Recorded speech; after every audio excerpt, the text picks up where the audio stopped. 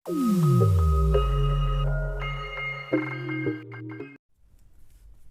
Video में मैं आपको जानकारी दूंगा कक्षा 12वीं के अध्याय 1 कूलाम के नियम। तो कूलाम का नियम क्या है उसको जानने से पहले हम लोग देख लेते हैं बिंदु आवेश क्या है। ठीक ना। आवेश दो प्रकार के होते हैं, धनावेश और ऋणावेश। और इस प्रकार से बिंदु आवेश क्या होता है उसको हम लोग देखते हैं। तो हमारा पहला जो पॉइंट होगा वो है बिंदु आवेश। तो यहाँ पे मैं पॉइंट डाल देता हूँ और यहाँ पे लिखूँगा बिंदु आवेश, क्योंकि बिंदु आवेश को जाने बिना आप कूलाम का नियम नहीं जान सकते।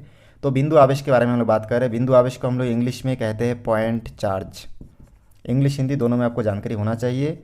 इसको हम लोग बोलते हैं बिंदु चार्ज। और ये बिंदु चार्ज क्या होता है, तो देखिए कोई आवेश हम लोग मान लेते हैं कि कोई आवेश एक पॉइंट पे स्थिर है। इस पॉइंट पे कोई आवेश क्यू है और ये आवेश द्वारा कुछ टाइम के बाद मान के चलिए यहाँ से चल के यहाँ पर पहुँच गया।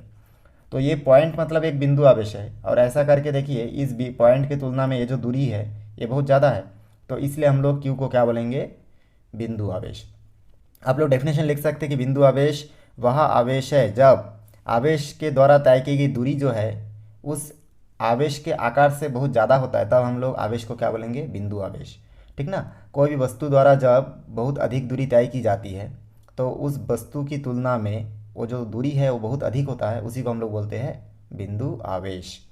चलिए, बिंदु आवेश के ऊपर कूलाम ने नियम दिया था और उनका नियम था कि जब कोई दो बिंदु आवेश, ठीक ना, किन्हीं दो बिंदु आवेशों के मध्य लगने वाला आकर्षण या प्रतिकर्षण बल। तो हम लोग मान लेते हैं कि यहाँ पे दो पॉइंट है। एक पॉइंट पे हम लोग मान लेते हैं कि कोई आवेश है, उसको हम लोग नाम दे देंगे, यहाँ पे नाम दे देते हैं Q1 और दूसरे आवेश को नाम दे देते हैं Q2। तो इन दोनों आवेशों के मध्य लगने वाला आकर्षण बल भी हो सकता है और प्रतिकर्षण बल भी हो सकता है। तो आकर्षण और प्रतिकर्षण बल का जो मान है वो क्या होता है, इन दोनों के बीच लगने वाले बल के अनुत्क्रमानुपाती होता है। तो उसको हम लोग कैसे लिखेंगे, तो हम लोग उसको लिख सकते हैं, पहला एक पॉइंट में हम लोग इसको लिख सकते हैं F अनुत्क्रमानुपाती Q1 Q2। तो देखिए इस डेफिनेशन के अनुसार मैं लिखा हूँ, कूलाम के नियम क्या कहता है कि किन्हीं दो बिंदु आवेशों के मध्य लगने वाला आकर्षण या प्रतिकर्षण बल का मान जो होता है उस दोनों आवेशों के बीच लगने वाला, इन दोनों आवेशों के बीच जो बल लग रहा है ना, जो बल लग रहा है इन दोनों के बीच, तो उन दोनों के बीच लगने वाले इस बल के क्या होता है, अनुत्क्रमानुपाती होता है। ये एक नियम है, पहला कॉन्सेप्ट। और इस नियम का दूसरा भाग है तथा करके हम लोग लिख सकते हैं उनके बीच की दूरी। तो इनके बीच का जो दूरी है हम लोग मान लेते हैं कि Q1 और Q2 के बीच का दूरी कितना है, R है। ठीक ना, R2 सॉरी R2 नहीं R है।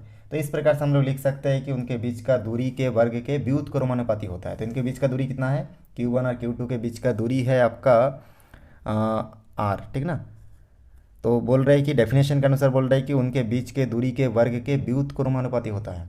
तो यहाँ पे हम लोग लिखेंगे ये जो बल है इनके बीच के दूरी के वर्ग के व्युत्क्रमानुपाती, मतलब ऊपर एक आपको लगाना है।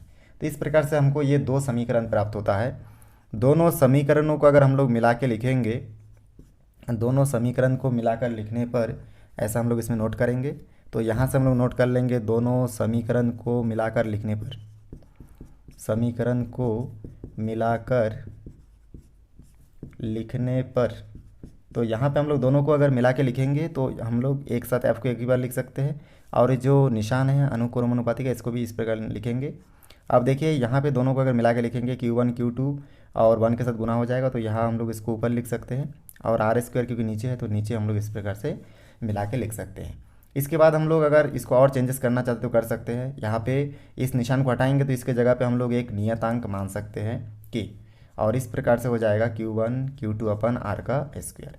के का जो मान है, ठीक ना, यहाँ पे हम लोग ब्रैकेट के अंदर लिख लेंगे के का जो मान है, हम लोग के मान को लिख सकते हैं 1/4 पाई एप्सिलॉन नॉट। ऐसा हम लोग के मान को लिख सकते हैं। अगर हम लोग के जगह पे इस के मान को लिख देंगे तो यहाँ पे हम लोग देखिए इसको कुछ इस प्रकार से लिख सकते हैं 1/4 पाई। ठीक ना, यहाँ पे के जगह पे अगर इतना बिठाएंगे तो यहाँ पे देखो क्या हो जाएगा, के जगह पे हो जाएगा 1/4 पाई एप्सिलॉन नॉट और डॉट के बाद यहाँ पे लिख सकते हैं Q1 Q2 अपन R का स्क्वायर।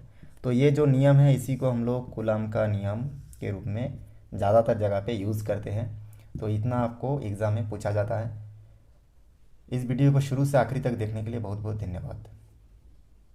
दोस्तों वीडियो अच्छा लगे तो लाइक करें, शेयर करें, सब्सक्राइब करें और बेल आइकन को भी प्रेस करें ताकि जब भी मैं कोई नया वीडियो बनाऊँ तो उसका नया अपडेट सबसे पहले आप तक पहुँचे। धन्यवाद।